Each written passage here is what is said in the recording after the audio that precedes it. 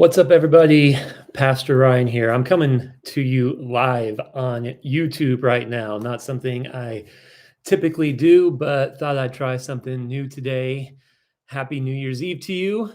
I've been in the office today reflecting on the end of yet another year. I bet you've been doing similar things. Hey, I hope that you're making plans to go to the Fire Escape Coffee House tonight. Um, my family and I will be there, Lord willing, and ready to have a good time, eat some food, celebrate the ending of 2021 with friends, and hope to see you there tonight. The reason I am doing this video right now is to kind of talk about kicking the new year off right. And I know that we're really accustomed to thinking about resolutions and just changes we want to make when a new year turns over. It just seems like a good time to make a fresh start on different things. I also know that probably most of the time, the majority of us don't follow through with many of those resolutions. Um, and that's just kind of reality. That's kind of the way it goes, the way it's gone in my life. Or if you're like me and you think to yourself, I'm going to get in shape this year, I'm going to lose some weight, I'm going to get strong, you might actually accomplish that goal. I usually do as I start the new year. And then somewhere along the course of the year, I lose that again and go back to where I was. But maybe 2022 doesn't have to be the same kind of year that we've been used to. Maybe 2022 is ordained by God to be a different kind of year. Maybe 2022 is going to be a fresh and powerful experience for us. Maybe it's going to be a time when we see the hand of God moving in real ways. Maybe for you, it's going to be a year where you grow spiritually and you grow closer to God, closer to Jesus in ways you never have before. I think it's right for us to go into 2022 with high hopes, expecting the very best from God, anticipating Him doing great things. And this year, we are going to start as a church. Living Word Assembly is going to start the year with a week of prayer and fasting. And I talked about this last Sunday, and I just kind of want to talk about it again real briefly here today. A week of prayer and fasting. We're going to do this from Sunday through Saturday, Sunday, January 2nd, all the way through January 8th. And in fact, the National Office of the Assemblies of God, they've actually declared this week to be a week of prayer and fasting. I think they do that every year. And so we're joining with them in that. And we're going to set aside this week, the very first full week of 2022, and get serious about prayer, get serious about talking to God, drawing closer to Him. Here's some thoughts that I have from myself, from my family, and you can kind of pick and choose some of these. Maybe they might inspire you, give you some ideas. Maybe you'll hate them and think they're dumb. I don't know. But here's some things that I'm planning on.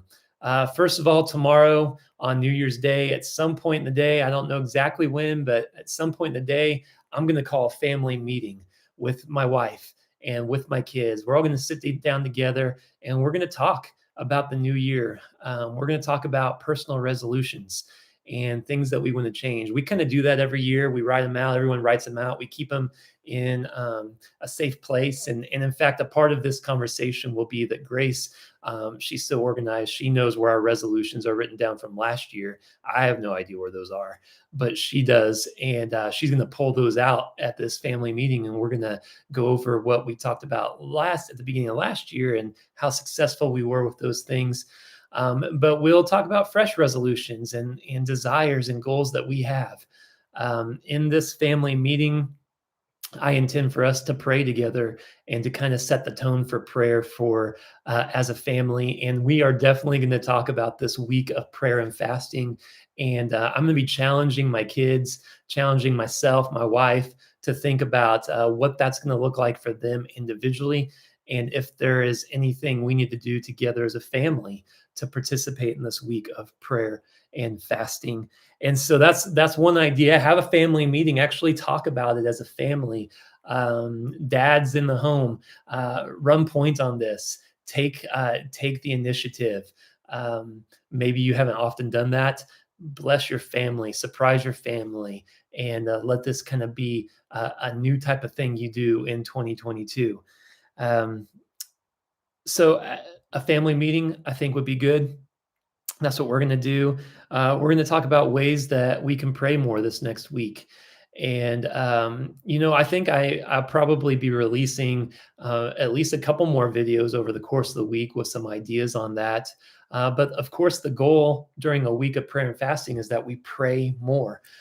Even if you prayed so much this past week or this past year, we're going to start the first week of 2022 praying more, taking it to a new level. So maybe post some things around your house to remind you, maybe put something in your car to remind you, maybe put something up in your office to remind you. Students, put something in your locker to remind you, in your backpack, in your notebooks, whatever, little promptings, little messages, things that will remind you to pray this week. Come up with a list of prayer needs. Come up with a list of things you're thankful for and speak those to the Lord all week long. Come up with a list of dreams and goals for the next year, resolutions like we've talked about. Pray those over. Ask the Lord for help. But we want to pray more and more this week. And we'll be talking as the week goes on about things that we can pray about and ways that we can pray. One thing we're going to do as a church to help you in this week is well, first of all, I've already mentioned to you that next Wednesday night, that's going to be January 5th, I think. That Wednesday night for adults will be a prayer meeting. And so we're going to pray that night together. So that will kind of be automatic time to pray. But another thing is, Lord willing, every morning this coming week, Monday through Friday, every morning of the week, probably, I think, well, not probably, my plan is at 6 a.m. I'm going to be at the church. I'm going to have the front doors open. I'm going to be in the sanctuary praying. And I invite you to join me. 6 a.m. We'll probably run it for an hour, 6 to 7. It can be come and go. If you can only come for 5 minutes, that's fine. Just drop in on your way to work, school, whatever. Come in and pray. If you can stay the whole time, that's amazing too. There won't really be any format there. We'll just have the room open and we'll be praying in that room. And no rules, no expectations, just come and pray. We're going to be crying out to God, asking him to move, asking him to bless, asking him to provide, asking him to protect, asking him to show up in our lives this year. So 6 to 7 a.m. every day this week, you can come to the church sanctuary and pray with us if you would like. So it's a week of prayer and fasting, right? And so fasting, man, so much you could say about that. We've talked about it before in our church. Biblically, when we see people fast, we always see them fasting from food. And, if that's the way you want to fast this week, if you're going to participate in this and you want to fast from food, that's great. Listen, fasting for an entire week and not eating all week long without preparing your body for that, without really getting spiritually ready for it and stuff. If you just impromptu decide to do that starting Sunday morning, I don't recommend that at all. And in fact, this fast doesn't have to be legalistic. It doesn't have to be super extreme. You don't. It's not a thing you do to try to impress people, to prove something to yourself, or definitely not to impress God. The purpose of a fast like this is to draw near to God and to strategically think about things that you can let go of, give up, abstain from for a week with the intention of getting closer to God. So food can be a good way to do that. You could, for example, you could fast lunch every day this week. And instead of taking your lunch break or eating lunch or going to the cafeteria, whatever, you could retreat and spend some time praying and skip that meal. It's difficult. You'll be hungry. It's a sacrifice, but it also creates more time. But let's think outside the box a little bit. This fast doesn't have to be a food fast. I think that there's two other types of ways to look at this fast. First of all, what can you abstain from this week that would create more time for you? Okay, more time in your week. Everyone talks about being so busy, So busy. I'm so busy. I don't have time for this. Don't have time for that. What is something that you could cut out of your life that would create more time for you? So you could fast from that, and there's tons of things that you could think of. One thing you could fast from uh, would be this little mug right here. This thing is a blessing and a curse, right? A tool and also a hindrance. And perhaps you could put some parameters on your phone this week. Maybe use it for phone calls and texting only, or just phone calls.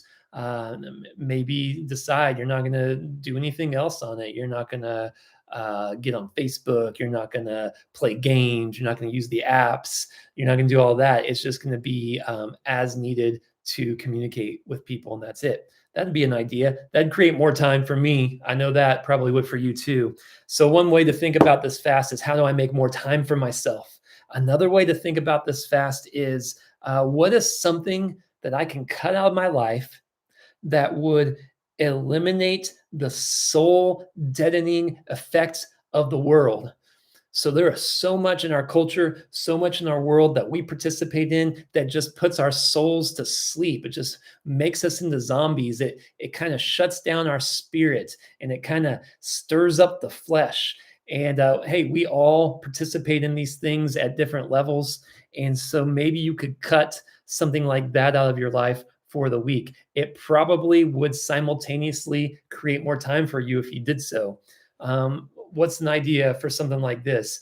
Um, Maybe you have a favorite TV show you like to watch, or something that you're kind of binge watching every day of the week, and you've been doing that. You could cut that out. You could stop doing that.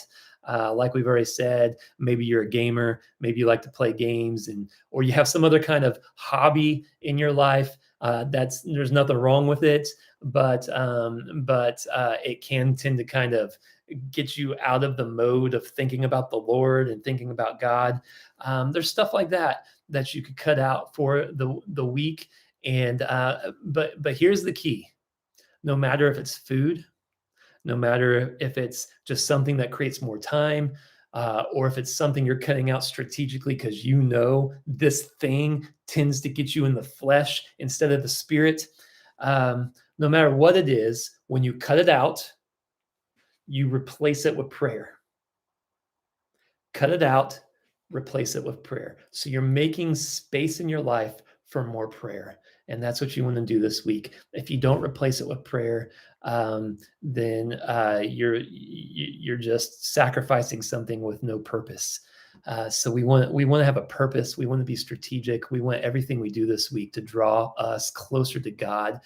Man, in my Bible readings the last couple of weeks, 3, 4, 5 times I've read verses that have said something like, draw near to me, God says, and I will draw near to you, or return to me and I will return to you. When we take steps to draw closer to God, guess what happens? He's there. He embraces us. He draws near. It gets close. It gets intimate. It gets awesome. It gets to be like those walks in the cool of the morning he used to do with Adam and Eve. That's what we're going for. That's what we're going for this week. Hey, there's more we're going to talk about this week of prayer and fasting. My little timer says I've been talking almost 14 minutes, which is probably way too long, but hey, preacher's got to preach, right? Anyway, excited to see you guys at the New Year's Eve party tonight, Fire Escape Coffee House at 7 p.m. Excited to see you on Sunday morning. Man, make this year a year where you don't miss Sunday mornings. You're there anytime you possibly can be. I can't wait to see you on Sunday morning. We're going to jump into First Peter, and it's going to be awesome. Man, it's a timely and relevant book that we're going to be going through, and you're going to get a ton out of it. So, hey, see you tonight at the party. See you Sunday at church. Love you guys.